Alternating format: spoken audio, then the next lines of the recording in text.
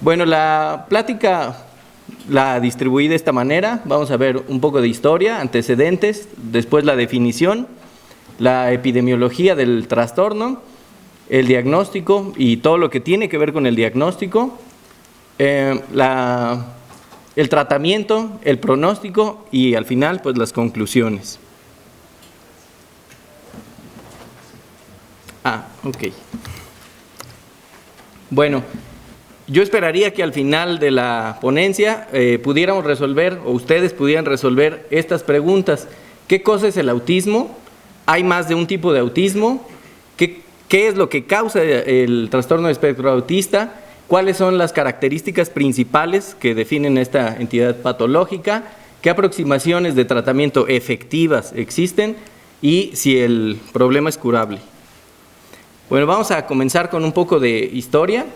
El doctor Kanner, ahí del año 1943, en la Escuela de Medicina de Johns Hopkins, hace una descripción de 11 pequeños que tenían características muy particulares. Vale la pena decir que en la escuela francesa, psiquiátrica, ya se habían hecho algunas descripciones de niños con características similares a las del autismo. Sin embargo, pues quien lo pone primeramente en un paper es el doctor Kanner, y bueno, los describe como pequeños que tienen incapacidad para relacionarse, intereses por relacionarse con objetos inanimados, ese es el principal interés que tienen estos pequeños, conductas estereotipadas, graves problemas en el desarrollo del lenguaje. Estas son las características con las que se comienza a describir el autismo. A partir de la década de los 40 y hacia adelante, 40 años adelante, el autismo seguía teniendo mitos alrededor de la clasificación diagnóstica y alrededor de su presentación. Se entendía al autismo como un tipo de psicosis infantil, se asociaba a esquizofrenia y a problemas que más tarde van tomando una claridad distinta. En el año de 1980, cuando aparece el primer manual diagnóstico y estadístico para enfermedades mentales, el DSM-3, ahí es cuando, no es el primero, pero ahí es la primera aparición de los trastornos de espectro autista. Entonces, en el 80 se reconoce al autismo como un trastorno particular que no es compatible ni con la psicosis infantil ni con la esquizofrenia infantil, tiene características particulares. Posteriormente, ya en el DSM-4, la clasificación a la que pertenecería el autismo es a la de los trastornos generalizados del desarrollo. Entonces, el autismo entra en una clasificación más amplia y junto con el autismo encontramos diagnósticos que se tienen que realizar de manera diferencial en presencia de características clínicas que puedan denotar autismo, como son el síndrome de Asperger, el trastorno desintegrativo infantil, el síndrome de Rett y el trastorno generalizado del desarrollo no especificado.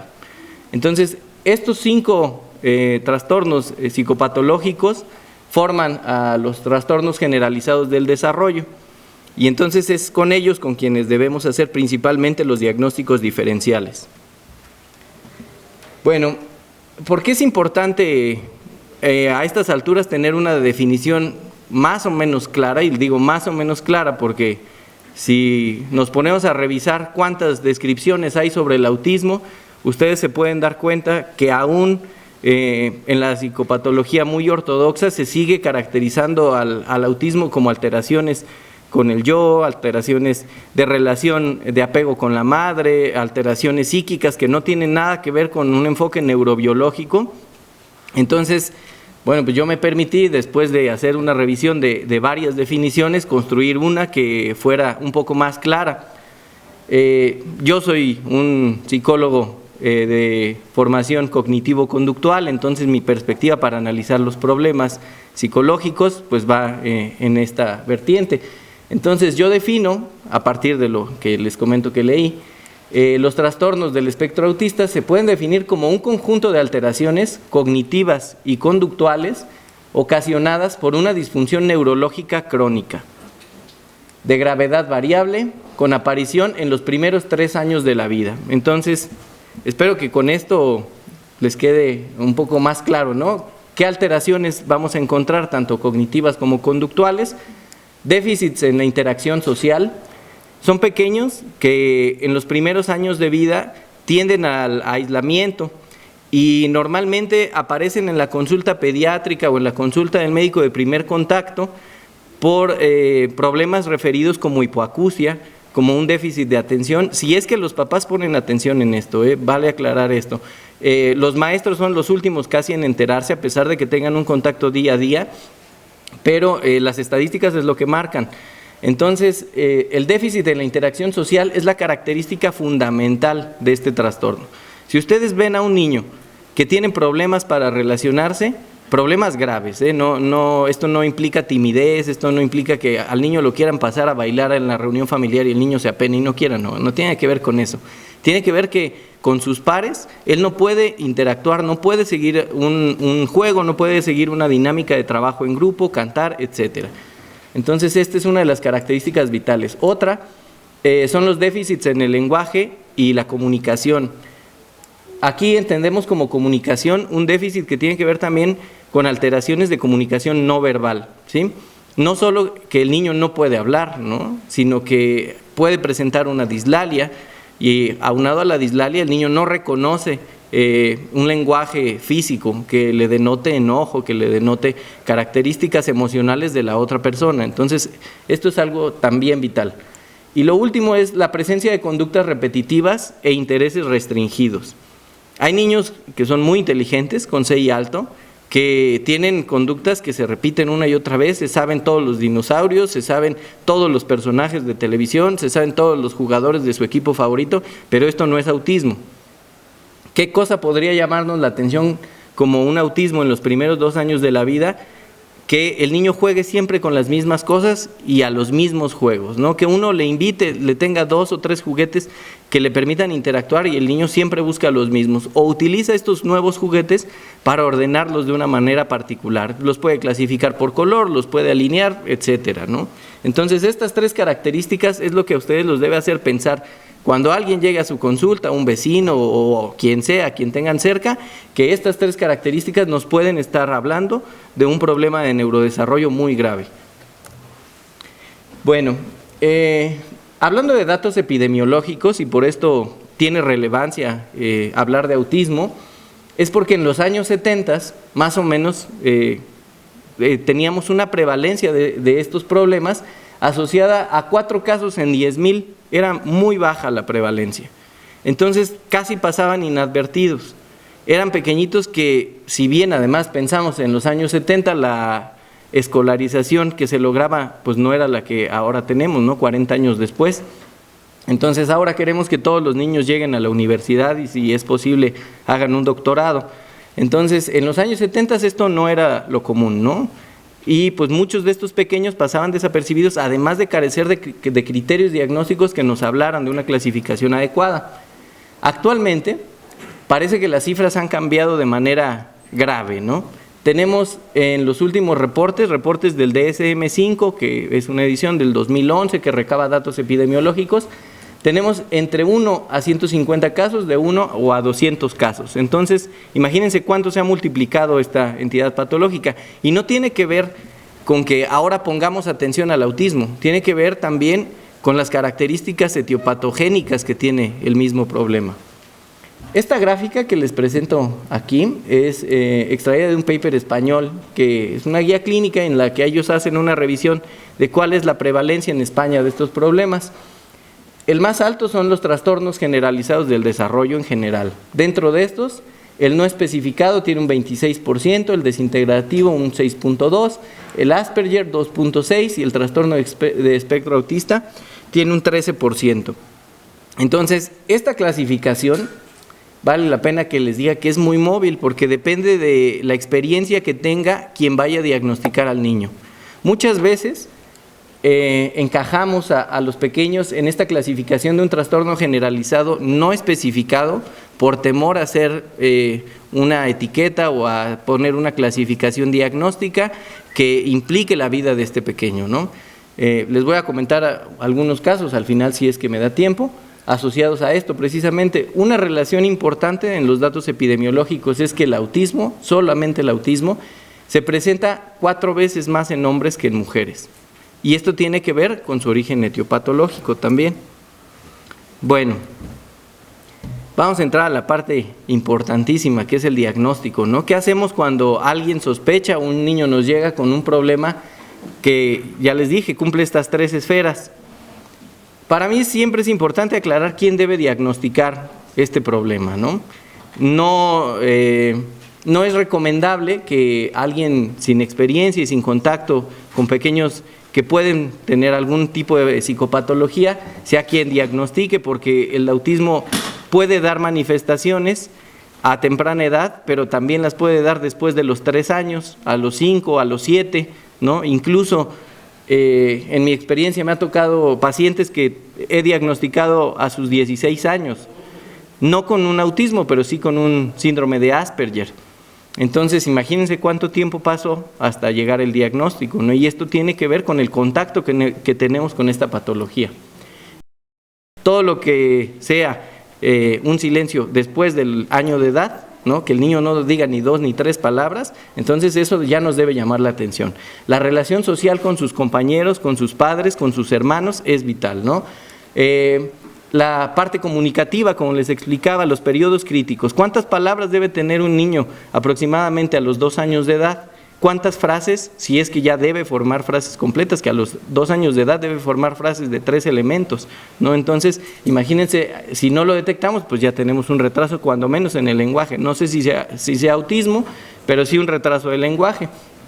Ahora, en el aspecto cognitivo, si aquí no estamos seguros si el niño va en un desarrollo adecuado, pues vale la pena que por lo menos le hagamos un Denver al niño, ¿no? Entonces, eso como mínimo, ¿no? Una escala para saber si va de acuerdo a sus hitos de desarrollo.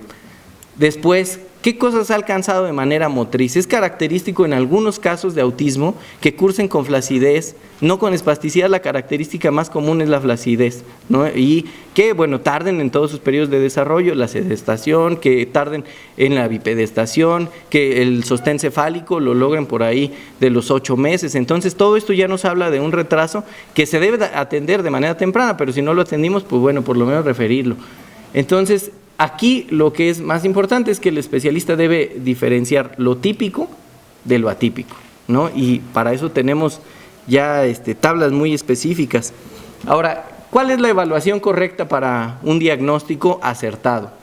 Una historia clínica detallada del niño, no tomar 5 minutos, sino hacer preguntas específicas incluso sobre el embarazo de la madre. Eso es vital, ¿no? Porque hay muchas características de la etiología de este trastorno asociadas al embarazo del niño, ¿no? Y hipoxia es una de las características que casi prevalecen en todos los trastornos neuropatológicos.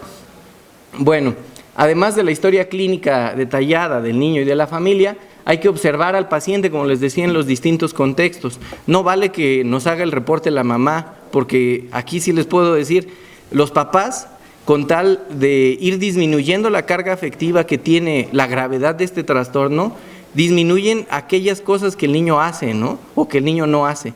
Entonces, como si pasaran desapercibidas, dicen, no, sí se lleva bien con sus compañeritos. Oiga, ¿tiene amigos?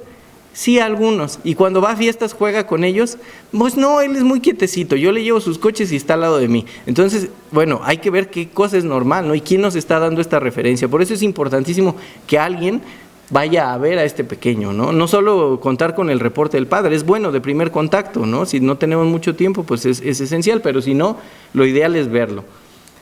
Contar con escalas y cuestionarios. Yo traje aquí unas escalas y unos cuestionarios que se los voy a dejar para que, si ustedes quieren, los fotocopien y los tengan a la mano. Son cuestionarios muy simples, vienen con sus puntos de corte, unas 15 preguntas, y ustedes pueden tener un instrumento de screening que les sea útil en la consulta. Una exploración neurológica. Aquí, con respecto a la exploración neurológica, esto también es determinante, ¿no? ¿Por qué? Porque hay muchos pequeños que no simulan tener un autismo, pero sus características son compatibles a otras cosas, ¿no? Y si uno los ve a temprana edad, el niño puede no hablar, pero curiosamente la epilepsia en estos casos está muy asociada. Entonces, a veces tenemos focos epilépticos en el lóbulo frontal que se detectan a los 4 o a los 5 años de edad. Tenemos crisis de ausencia, tenemos epilepsia rolándica, tenemos una gama de patologías neurológicas que nos pueden dar una sintomatología sugerente de autismo, no autismo, pero que sugiera esto. Entonces, la exploración neurológica es vital. Y bueno, pues aquí yo me he hecho un gol porque pues soy neuropsicólogo, entonces también vale la pena hacerle una exploración neuropsicológica. ¿Por qué? Porque el psicólogo no va a ver las mismas cosas que nosotros. Nosotros vamos a entender el desarrollo del niño desde diferentes ámbitos, ¿no? No solamente sus relaciones con los demás, sino desde un aspecto neurológico también. Y por último, bueno, realizar estudios de laboratorio y gabinete. En este caso, los estudios de laboratorio que tenemos son inespecíficos. No tenemos una prueba de laboratorio que nos pueda marcar inmunoglobulinas elevadas, no podemos tener marcadores de enzimas que nos denoten autismo, pero sí hay algunas patologías que puedan asociarse, ¿no? Virales principalmente. Ahora, un cuadro viral de manera temprana puede dar de manera secundaria un autismo.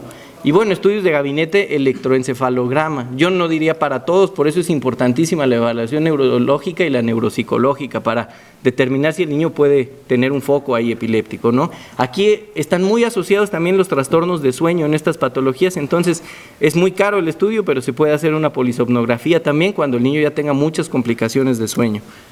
Bueno, ¿qué cosas sabemos acerca de estos trastornos del espectro autista? Sabemos que el diagnóstico tarda de 2 a 3 años después de que los papás reconocen los síntomas. Entonces se reconoce que algo no va bien y pueden acudir a una primer consulta, como yo les comento, y en esta primer consulta dicen, pues no, vamos a esperar un poco más de tiempo. Bueno, pues la espera a veces puede tardar 3 años, y si empezamos a detectarlo a los 2, pues a los 5 años ya perdimos 3, que se pudieron hacer muchas cosas por este niño. Ahora, los mejores resultados se dan con una identificación y una intervención en niños preescolares. Cuando ya tiene 6 años el niño, no es que sea muy tarde, pero ya no va a alcanzar el mismo desarrollo, y esto tiene que ver pues con la apoptosis, tiene que ver con la plasticidad cerebral, tiene que ver incluso con la capacidad que el niño tiene de interactuar con sus pares, ¿no? Y bueno, ¿qué otra cosa? Pues que la edad media de diagnóstico de un autismo es de 6 años de edad, ¿no? Entonces imagínense, a pesar de que, como dice aquí, los padres tengan conocimiento desde los 18 meses de que algo anda mal, ¿no? Los padres sospechan que algo anda mal, y pues ya como que forzadamente cuando el niño va a entrar a la primaria o ya está en el primer año de primaria, pues la maestra dice, definitivamente esto no es normal, llévelo por favor al psicólogo, ¿no? Y entonces lo lleva al psicólogo, y si afortunadamente el psicólogo tiene un buen ojo clínico, bueno, pues a lo mejor hace el diagnóstico, pero si no, imagínense cuándo tenemos que esperar. Bueno, hoy esto se borró, no sé por qué, le faltaron los nombres, pero me acuerdo bien. Aproximadamente entre el 5 y el 8%, que es esta rayita de acá, reciben el diagnóstico en la primer cita, ¿no? O en el primer contacto. Van afortunadamente con alguien que los refiere o que tiene la experiencia y reciben el diagnóstico. Entre el 10 y el 15%, los papás reciben un diagnóstico que no siempre es confirmatorio y permanecen en la duda, y después regresan a realizar la confirmación de este diagnóstico. Estos casos, que son cercanos al 40%, reciben el diagnóstico en su segunda cita, ¿no? Ya piden una segunda opinión, y cerca del 40% de los casos se diagnostica. Este otro grupo, que correspondía por ahí del 25%, son los que nunca se diagnostican. Ellos jamás, ¿no? Pasan con cualquier otro trastorno que ustedes quieran, déficit de atención, un trastorno del lenguaje expresivo, un trastorno del lenguaje receptivo, epilepsia, lo que ustedes quieran, pero no se diagnostican. Y el último grupo, que también corresponde a un 25%, se diagnostican entre la tercera y en la cuarta visita a un especialista, ¿no? Esto tiene que ver incluso con la negación de los padres a enfrentar este mismo trastorno, ¿no? No es algo fácil, aquí vale la pena anotarlo. Bueno, ¿de qué cosas se acompaña el trastorno del espectro autista? De muchas cosas. Como pueden ver aquí, esto es ahí como un núcleo y que está salpicado de muchas cosas, ¿no? Específicamente, conductas repetitivas, esto se los comenté, pobre interacción social y problemas de comunicación. Después de esto, epilepsia, y si no tiene epilepsia el niño, porque no requiere convulsionar para que tenga epilepsia, pero puede tener un electroencefalograma anormal, ¿no? Con picos y ondas lentas, con ondas agudas, lo que ustedes quieran, pero principalmente en el lóbulo frontal o en el temporal, ¿no? O frontotemporal. También alteraciones que sean compatibles con retraso mental, déficit de atención, esto es casi siempre en los casos de autismo, agresividad, alteraciones gastrointestinales, trastornos de sueño y en muchos otros casos hasta fobia social, ¿no? Entonces, estos solamente son los datos más sobresalientes de qué acompañan a los trastornos del espectro autista. Bueno, ¿cómo nos vamos a guiar nosotros como especialistas para diagnosticar? Y como decimos, señora, sí, mire, su hijo tiene autismo, no es porque yo lo diga, es porque el DSM-5 nos dice que debe cumplir con 3 criterios vitales, ¿no? El A, el B y el C. Y después viene el D y el E, que son sugerentes. ¿Pero cuáles son?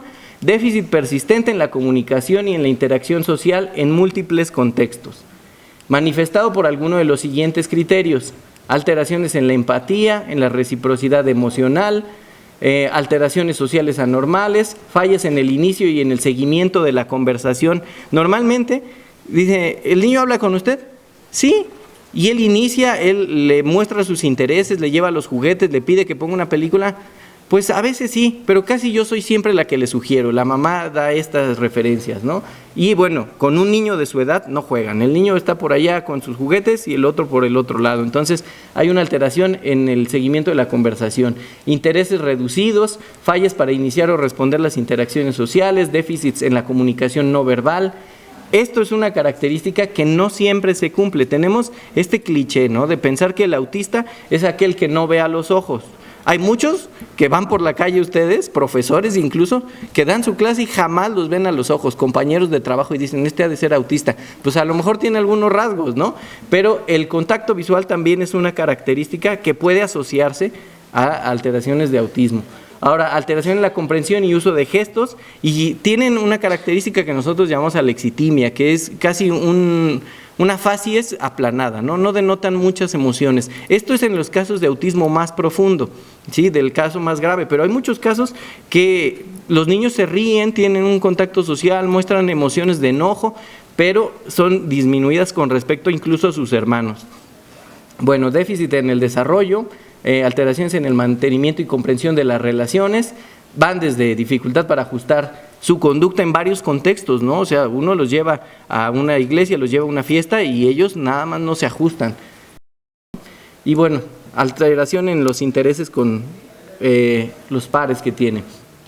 Otra de los criterios B que debe cumplir son intereses y actividades escasas, patrones restringidos y repetitivos de comportamiento, manifestados por al menos 2, ¿no? 2 características que se repitan. Y bueno, movimientos motores repetitivos como aleteo, alinear objetos, ecolalia. La ecolalia es característica, ¿no? ¿Cómo te llamas? Y el niño dice, ¿cómo te llamas?, ¿no? Y incluso, bueno, si tiene una buena memoria de trabajo, si no, repite la última palabra. ¿Cómo te llamas? Llamas. Entonces, esto es algo también importante. Puede ser un trastorno del lenguaje, pero puede también ser dentro de las características de autismo. Una adhesión inflexible a rutinas. Tienen que hacer siempre lo mismo. Esto es algo que se repite en ellos, ¿no? Rituales específicos, y cuando uno los saca de la rutina, los pequeños sufren angustia. Entonces, bueno, aquí ¿qué tanto vale la pena sacarlos de la rutina? Terapéuticamente es lo más adecuado, ¿no? Que sus actividades sean variadas, que no establezcamos siempre los mismos comportamientos, a menos que el programa de modificación de conducta busque un objetivo particular, ¿no? Pero si no, que sean variadas. Obsesionado por intereses que son anormales, ¿no? Un apego, una preocupación por objetos inusuales. A veces las ruedas de los coches se la pasan mirando y dan vueltas y vueltas y todos los objetos los giran o giran sus manos. Entonces eso es algo inusual que también llama la atención. Hipo o hiperactividad ante la estimulación sensorial, ¿no? Uno puede hablarles, puede incluso hacerles una exploración y están muy quietos, o al revés, están hiperactivos y no se dejan ni tocar, ¿no? Entonces pueden aparecer con indiferencia al dolor, a la temperatura, o otra característica, si hay ruidos fuertes o ruidos particulares, ni siquiera tienen que ser fuertes. El paso de un avión, el ruido de un claxon, todo eso los pone muy de mal humor, ¿no? Entonces, no en todos los casos, les repito, debe cumplir con alguno de estos. C, los síntomas deben estar presentes desde el desarrollo temprano. Por eso es importante hacer una historia clínica, que si el niño tiene 6 años, pues exploremos qué pasaba en los antecedentes, ¿no? D, que los síntomas provocan un deterioro ocupacional y social claramente significativo, ¿no? No podemos clasificar al niño tímido, como les digo. Y estas alteraciones, todas las que ya describimos, no se explican por discapacidad intelectual, retraso generalizado del desarrollo u otro trastorno, ¿no? Entonces, si cumple con A, B y C de las características que les dije, pero el cumplirlas no es solamente pasarle el checklist del DSM-4, ¿no? Sino, como les digo, hacer una evaluación específica y un seguimiento incluso a veces de semanas. Bueno, esos son los criterios en los que nos basamos para hacer un diagnóstico correcto. Estos son los instrumentos que les traje para que los tengan a la mano. El checklist de autismo, evalúa trastornos de neurodesarrollo, desarrollo normal, desde los 2 años de edad, hasta los 2 años de edad, perdón. Tiene un 99% de especificidad y un 38% de sensibilidad, entonces nos va a detectar perfectamente a los niños que están sanos, ¿no? Y esto ya es un gran avance. Pues a los que tienen autismo quizá no nos los detecta tanto, pero con que nos detecte a los sanos ya es una gran ayuda. Ahora, la escala modificada del chat, esta evalúa un poco más el grupo de edad, ¿no? Esta va desde los 16 hasta los 30 meses, 95% de especificidad, 97% de sensibilidad. La escala para detección de un síndrome de Asperger y autismo de alto funcionamiento es otra de las escalas que utilizamos, son 39 preguntas. Esta escala está dirigida a padres y a profesores y tiene 98% de especificidad y 97.8% de sensibilidad. Vale la pena que les diga que en la clasificación del DSM-4, como vieron, ya solamente se clasifica a todos como trastornos del espectro autista, ya no hay síndrome aquí de Asperger, ¿no? Entonces, esto reduce un poco las posibilidades. Lo que nos da el DSM-4 es una opción de clasificar qué tan grave es el trastorno, pero a mí me sigue pareciendo en particular que el síndrome de Asperger es una patología que existe, ¿no? Y haberla descartado, bueno, pues ya tendrá que ver con los especialistas, pero yo les traje esta escala, ¿no? Además, en la guía de práctica clínica de México se utiliza esta escala para el diagnóstico. Bueno, ¿qué requerimos además de todo esto para la evaluación? Explorar las funciones cognitivas. Hay una función en particular que en todos los casos de autismo, y de verdad en todos, yo no he encontrado ninguno que no la tenga, está alterada, que es la mentalización, ¿sí? Así se llama, si quieren buscarlo, es la teoría de la mente o mentalización. Esto es la capacidad de predecir qué está pensando el otro o qué está haciendo el otro, nada más con el hecho de haberlo visto. Entonces, esto es muy importante y en la mayoría de los casos se presenta, pero también se presenta en otras patologías, pero cuando es autismo está presente. Ahora, formulación de hipótesis acerca de qué otra cosa podría tener, aplicación de baterías generales de neurodesarrollo, pruebas específicas para valorar aquellas funciones que resulten alteradas. Y esto es importante, ¿para qué? Para la rehabilitación. A lo mejor no nos da ya el diagnóstico, ya tenemos el diagnóstico, pero sí para rehabilitar a los pequeños. Bueno, esto ya no se hace, yo lo puse con fines esquemáticos, clasificar entre una alteración o un autismo primario y uno secundario. Ya no se hace así, estos papers tienen a lo mejor 10 años, ¿no? Pero vale la pena que con fines esquemáticos de pensamiento clínico entendamos y diferenciemos el autismo primario, que es multifactorial, del autismo secundario, que se debe a todo esto, ¿no? Esclerosis tuberosa, y explica más o menos el 25% de los casos. Entonces, con esos fines es que se vale definir si es primario o secundario. Bueno, ¿cuál es la etiología? Se han muestrado hasta el momento 107 genes que se asocian a los trastornos del espectro autista. Entonces, esto es muy inespecífico. Sigue siendo una patología cambiante que no encontramos cuál es el hilo que nos va a conducir a la verdadera causa porque es multifactorial. Y dentro de estos 107 genes, los que ahora tienen más vigencia son los que son compatibles con una edad paterna avanzada. Ya no, mamá, ya no le culpamos a la mamá, sino a los papás de edad avanzada son los que ahora están teniendo la culpa, ¿no? Bueno, los estudios de neuroimagen que nos muestran en la etiopatología de estos problemas, que de acuerdo al desarrollo del niño en los 2 primeros años se puede presentar una macrocefalia, ¿no? O un desarrollo, no macrocefalia, quiero decir, con el niño que tiene una cabeza o un perímetro cefálico mayor a sus proporciones, que se sale de las curvas, pero medido con resonancia magnética, sí han visto que la relación entre materia en sustancia gris y sustancia blanca es diferente, y en los 2 primeros años de vida explica hasta el 20% de los casos en el autismo. Bueno, ya de manera molecular, ¿qué encontramos? En estudios post-mortem se ha visto que hay alteraciones en los receptores para glutamato de tipo AMPA, ¿no? También alteraciones en los transportadores de glutamato a nivel del cerebelo, ¿no? Y además bajos niveles de oxitocina. Ustedes saben con qué tiene que ver la oxitocina, con el apego, con la relación con las demás personas. Y entonces esto se ha comprobado, pero no es sistemático, no en todos los casos aparece. También alteraciones con los niveles de melatonina, por eso durante el sueño tienen muchos problemas estos niños, duermen cortos periodos de tiempo y en algunos casos se sugiere la melatonina como medicación, ¿no? Alteraciones del funcionamiento de neuronas en espejo. Algunos artículos también sugieren esto, pero esto sí no está muestreado hasta el momento, ¿no? Bueno, este es un paper muy importante en cuanto a la etiopatogenia del trastorno, ¿no? Que nos sugiere que las alteraciones neurológicas de los trastornos del espectro autista se van a dar en la corteza cingulada, en la corteza del cíngulo anterior, en los lóbulos temporales, principalmente a nivel de la amígdala y del hipocampo, en los lóbulos frontales, bueno, en todas las circunvoluciones temporales, pero principalmente amígdala, ¿no? Y como les decía, hipocampo también, en los lóbulos frontales, y donde casi no vamos a encontrar alteración, donde este paper no encontró alteraciones, fue en la corteza parietal y en la occipital. Eso se salvaba, pero pues el lóbulo frontal, digo yo que es el director de orquesta de aquellas cosas que hacemos, entonces si esto tiene una alteración, pues imagínense cómo va a hacer el desarrollo. Bueno, vamos terminando ya, vamos a hablar sobre el tratamiento. ¿Qué cosas son las que no han mostrado hasta el momento científicamente una mejora en estos casos? Pues bueno, no hay evidencia sobre las dietas libres de gluten, ¿no? Si ustedes lo buscan en internet van a encontrar que hay muchos papás que tienen a pequeños con autismo en dietas cetogénicas, dietas libres de gluten, y algunos sugieren que mejoran, ¿no? Pero esto no se ha comprobado sistemáticamente. Entonces, bueno, ya es decisión de cada uno de los papás. Tampoco dietas libres de secretina, vitamina 6, magnesio, ácidos grasos u omega 3. El omega 3 no sirve para el autismo, sirve para el déficit de atención y en dosis muy altas. No crean que con 3 cápsulas de omega 3 el niño se le va a quitar el déficit de atención. Esto está probado, entonces sí sirve, pero a dosis altas. El oxígeno hiperbárico tampoco sirve. La musicoterapia, bueno, ayuda, pero no mejora el trastorno en todos los casos.